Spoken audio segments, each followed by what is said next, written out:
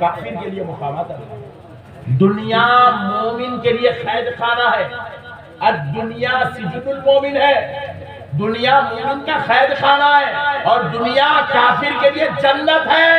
اس لیے وہ ناپاک پھرے بھی تو جیے گا, حرام کھایا بھی تو جیے گا. وہ کچھ بھی کرو گے تو اس کی جتنی عمر ہے وہ ضرور پائے گا.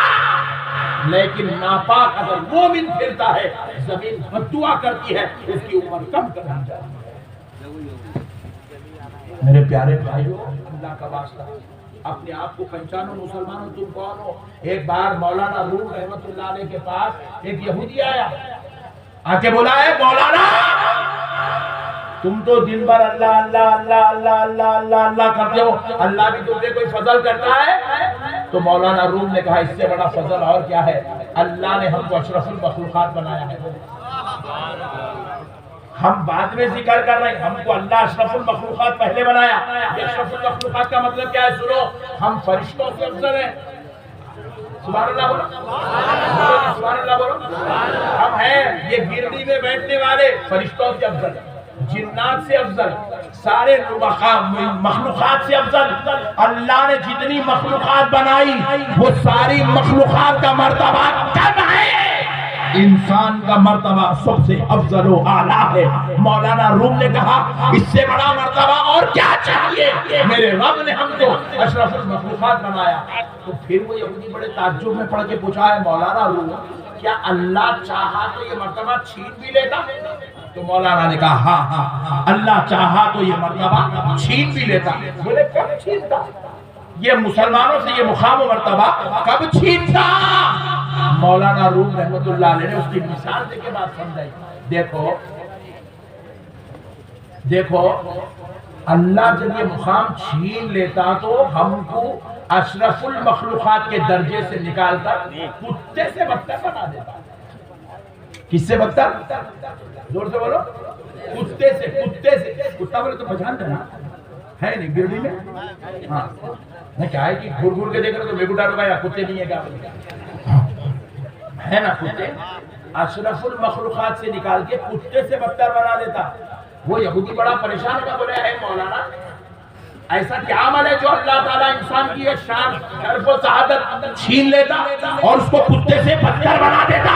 تو مولانا روم رحمت اللہ علیہ نے کہا سنو سنو, جب بندہ شراب پیتا, شراب کیا پیتا؟ زور سے بولو. شراب. کون کون نہیں پیتے ہاتھ اٹھاؤ جلدی. اللہ کا شکر, چھوڑ دو. نہیں شریف لوگ زیادہ ہی چھوڑ چھوڑ دو, مسئلے کو سمجھو. اللہ تعالیٰ انسان کو اشرف المخلوقات کے درجے سے کم نکالتا. مولانا روم کہتے ہیں انسان جب شراب پیتا, شراب کھانے سے واپس اپنے گھر کو جاتا تو راستے میں شراب کے نشے میں دھت ہو کر گر جاتا. اور جب وہ شراب کے نشے میں دھت ہو کر زمین پر گر جاتا, اس کے قریب میں کتا بیٹھا ہوا ہے.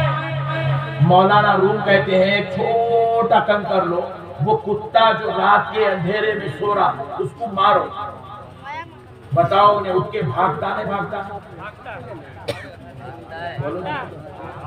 بھاگتا نہیں. میں پوچھ لے رہا ہوں, تم لوگ آپ بولیں گے غلط مثال دے کے گئے مولانا. کتے کو پتھر دے کے مارو کتا اٹھ کے بھاگ جاتا, چھوٹا پتھر دے کے مارو کتا بھاگ جاتا.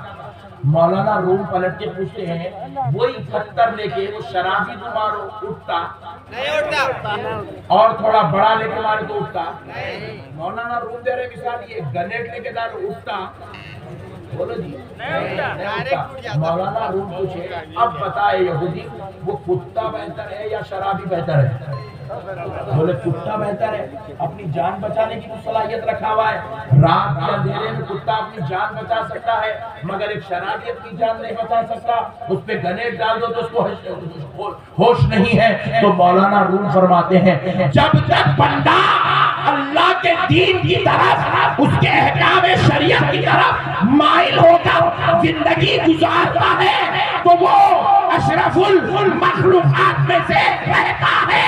مگر جب خدا کے احکام کو فراموش کر دیتا ہے تو وہ بندہ کتوں سے بھی بدتر ہو جاتا ہے. ماشاءاللہ, سبحان اللہ, سبحان اللہ. کتوں سے بدتر ہو جاتا ہے. خدا رائے مسلمانوں، آج عتیق ملت کے عرس میں آئے ہو، اپنا محاسبہ کرو ہم کہاں بیٹھے ہوئے ہیں، اپنا محاسبہ کرو ہم کون سی منزل میں بیٹھے ہوئے ہیں، اشرف المخلوقات میں سے ہیں یا جانوروں سے بدتر ہو گئے ہیں۔ اپنا محاسبہ کر لو، اپنے اخلاق کا محاسبہ کرو، اپنے کردار کا محاسبہ کرو۔ مسلمانوں، یہ جہالت تمہارے لیے تمہاری زندگی کی کامیابی کی ضمانت نہیں دے سکتی۔ تمہیں آج آنا ہوگا، علم کی طرف آنا ہوگا، تمہیں اخلاق کی طرف آنا ہوگا، تمہیں کردار کی طرف آنا ہوگا۔ ارے تم کو معلوم ہونا چاہیے، نبی مکرم صلی اللہ علیہ وسلم کے در اقدس پر حضرت جابر رضی اللہ تعالیٰ عنہ آئے۔ حضرت جابر نے حضرت عائشہ سے پوچھا، اے ام المومنین، ذرا یہ تو بتاؤ حضور کے اخلاق کیسے تھے، حضور کے اخلاق کیا تھے، حضور کے اخلاق کیسے تھے، حضور کے اخلاق کیا تھے؟ تو حضرت عائشہ نے پردے کے پیچھے سے جواب دیا، اے جابر، کیا تم نے قرآن نہیں پڑھا؟ تو حضرت جابر نے کہا، اے ام المومنین، میں نے بار بار قرآن پڑھا ہے۔ تو کہا، جابر سن لو، جو کچھ قرآن میں لکھا ہوا ہے وہ اخلاق مصطفیٰ نے لکھا ہے۔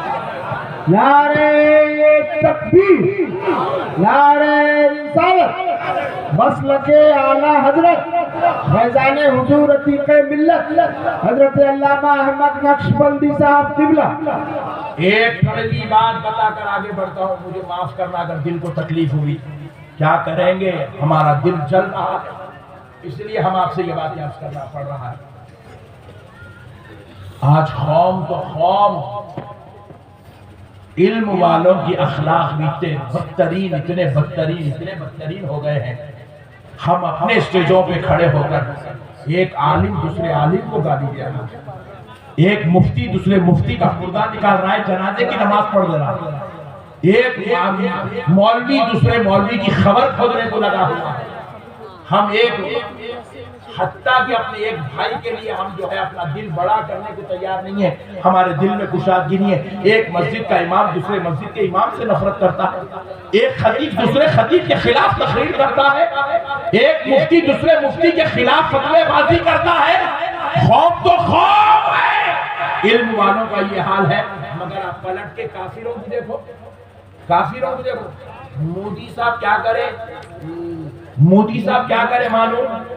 راہل گاندھی کے اوپر ای ڈی بٹھوا دیے، سونیا گاندھی کے اوپر ای ڈی بٹھوا دیے، لکھ جا کے ان لوگوں کو زبردست طریقے سے پوچھ تاچھ کرتے رہے، اپوزیشن لیڈروں کی پوری واٹ لگا کے چھوڑ دیے۔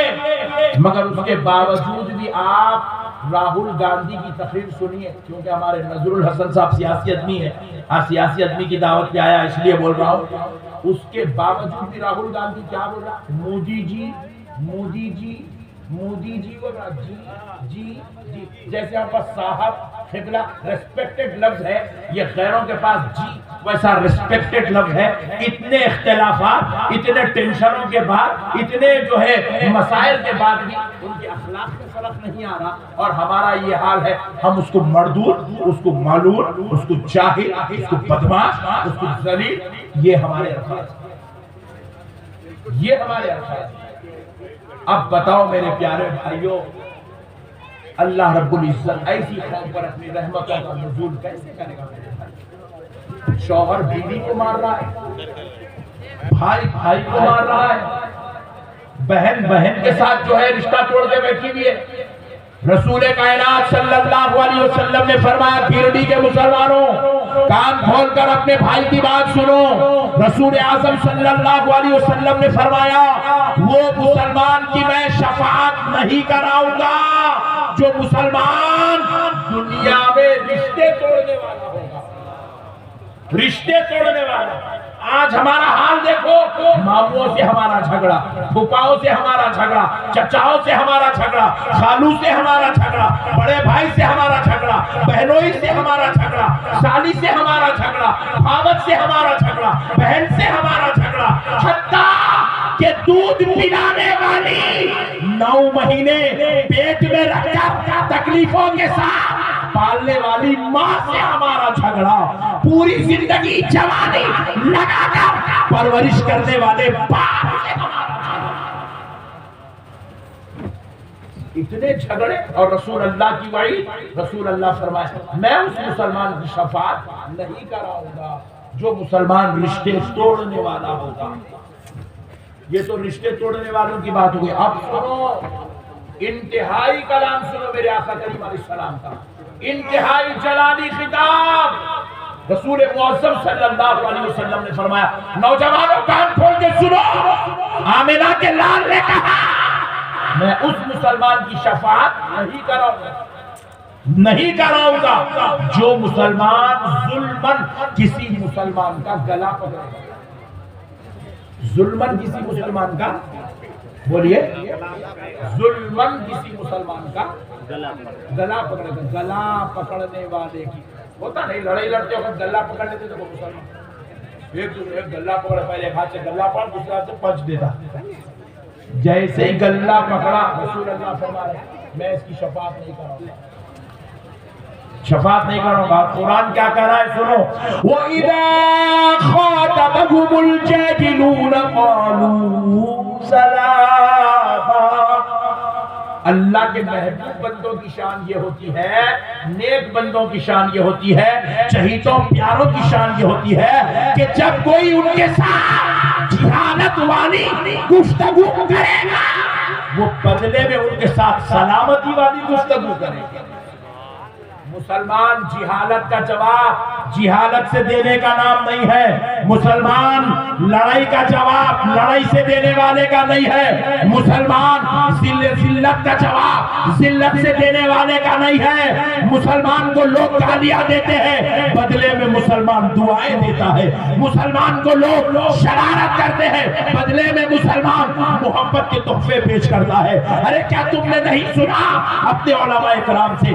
حضرت سیدنا امام اعظم حنیفہ رحمت اللہ تعالیٰ علیہ کے بارے میں آپ کے مرید و متخذ نے آ کر کہا حضور میں آ رہا تھا، آپ کا پڑوسی آپ کی غیبتیں کر رہا ہے، برا بول رہا ہے، بدکلامی کر رہا ہے، آپ کے خلاف غیبتیں بیان کر رہا ہے۔ تو حضرت امام اعظم ابو حنیفہ نے اپنی خادمہ کو آواز دیا، کہا کہ ایک تھالا بھر کے کھجور لاؤ، تھالا بھر کے ایک پلیٹ بھر کے کھجور لائے۔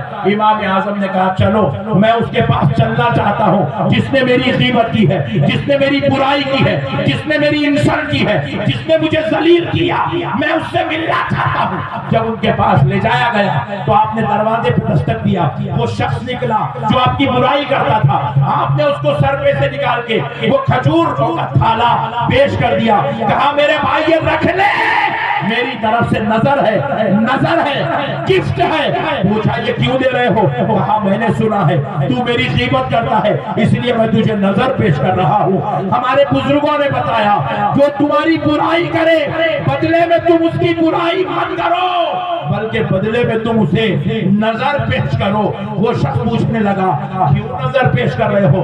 کہا اس سے اچھی بات اور کیا ہو سکتی ہے، تو نے میری برائی کر کے غیبت کر کے اپنی نیکیاں مجھ کو دے دیا، کیا میں بدلے میں تجھے کھجور نہیں دے سکتا؟ کیا بدلے میں تجھے کھجور نہیں دے سکتا؟ کیونکہ رسول اللہ فرمائے غیبت کرنے والے کی نیکیاں اس کے نام سے نکال دی جاتی ہے، جس کی غیبت کر رہا ہے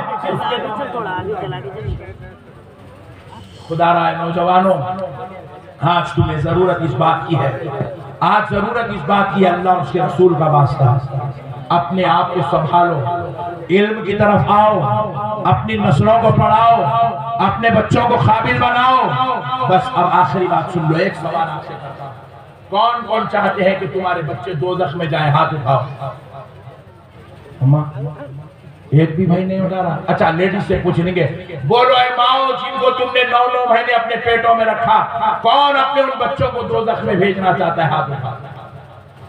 ارے واہ، لیڈیز میں بھی ایک بھی نہیں ہے۔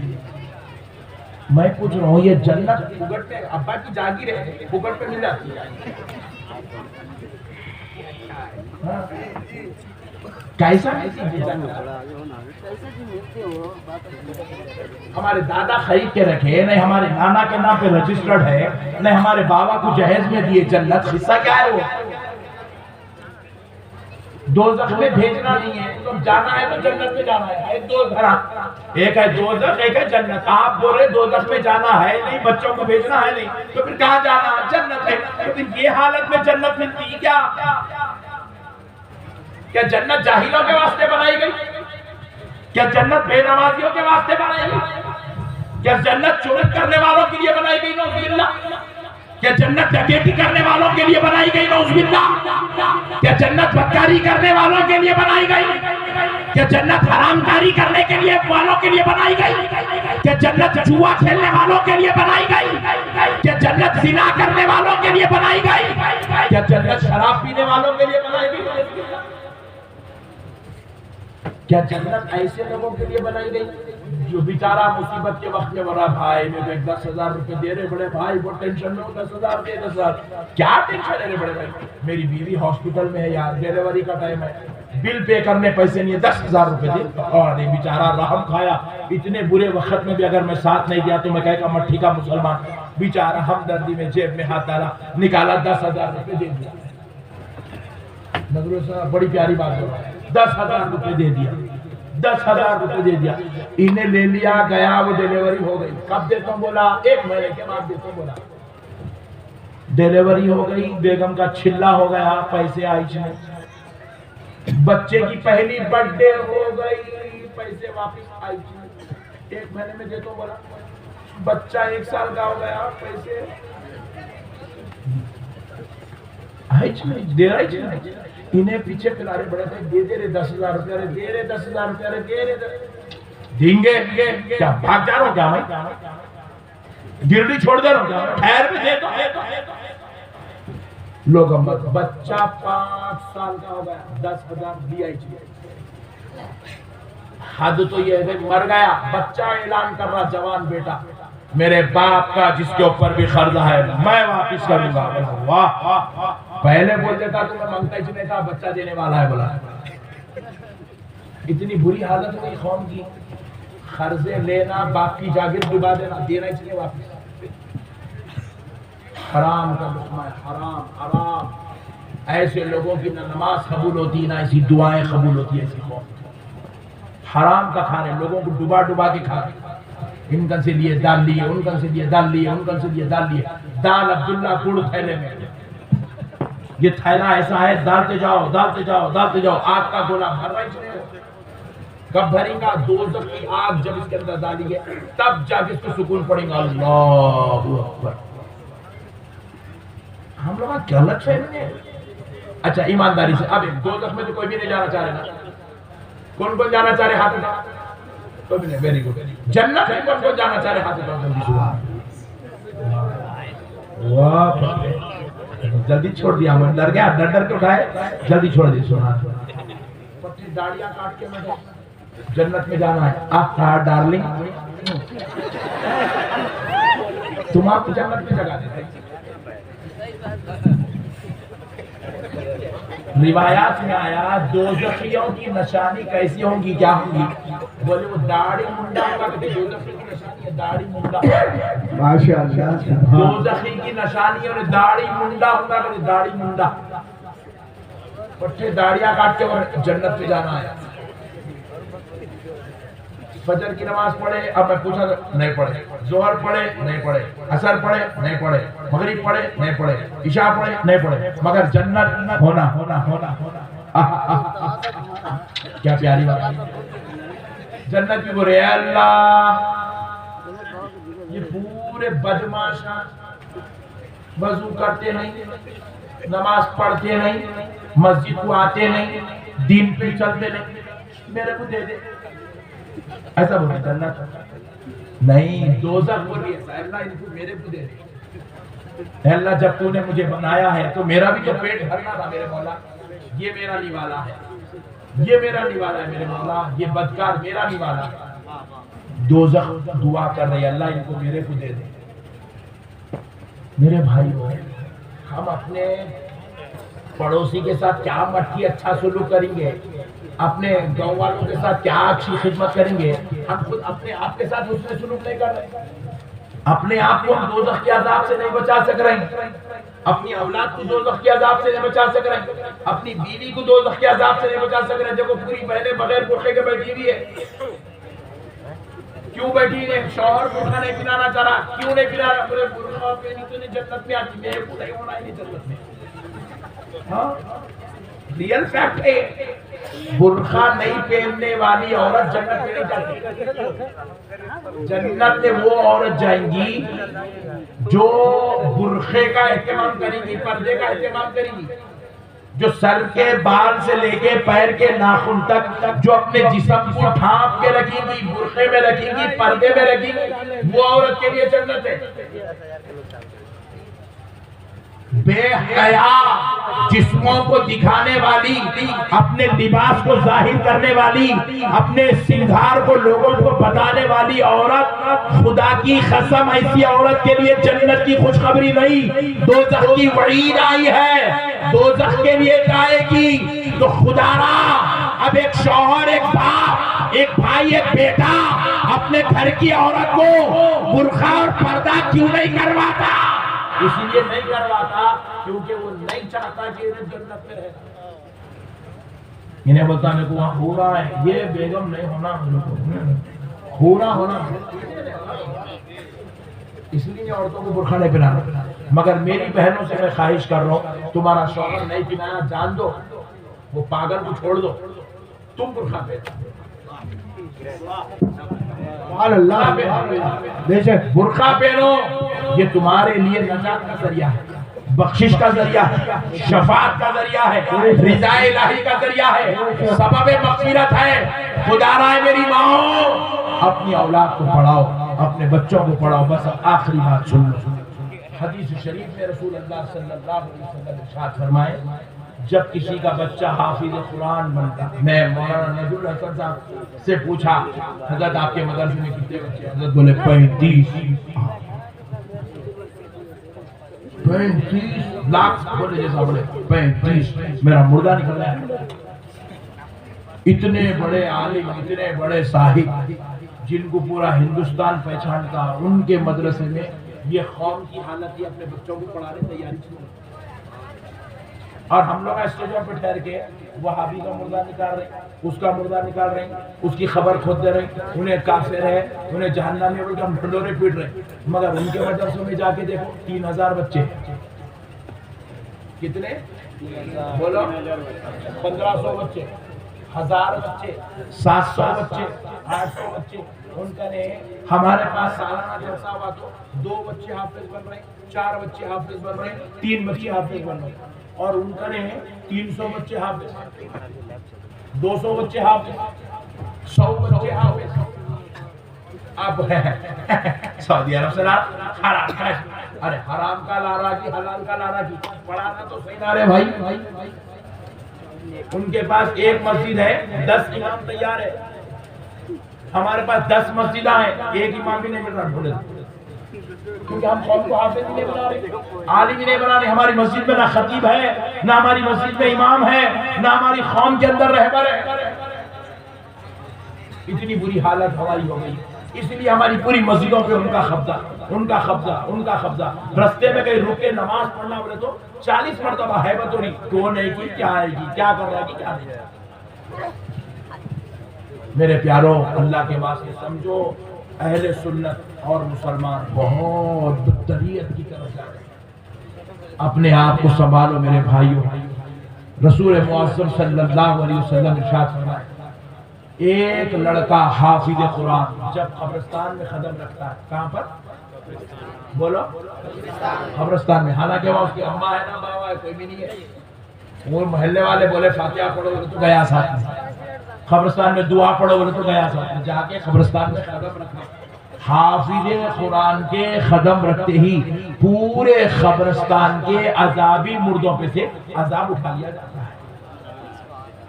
یہ ہے حافظ قرآن کی برکت،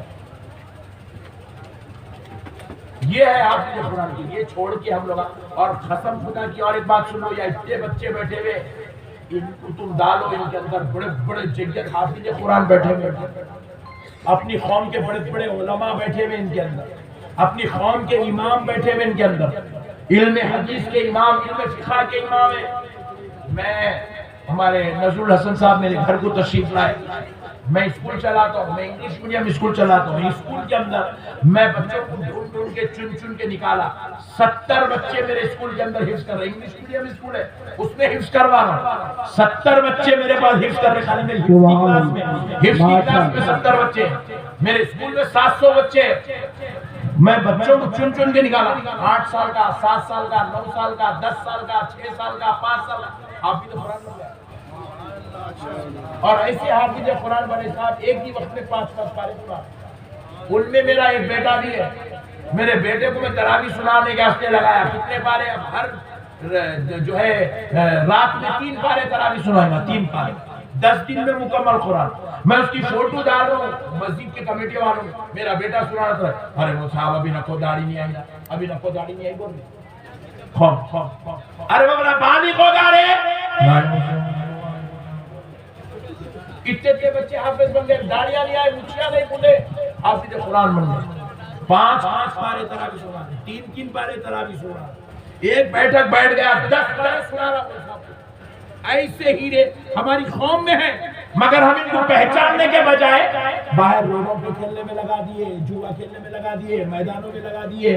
ہم ان کو جو ہے لکھ جا کے ادھر ادھر گندے حالات میں برباد کر دیے، قوم کو پورا برباد کر دیے، ہمارے بچوں کو پورا۔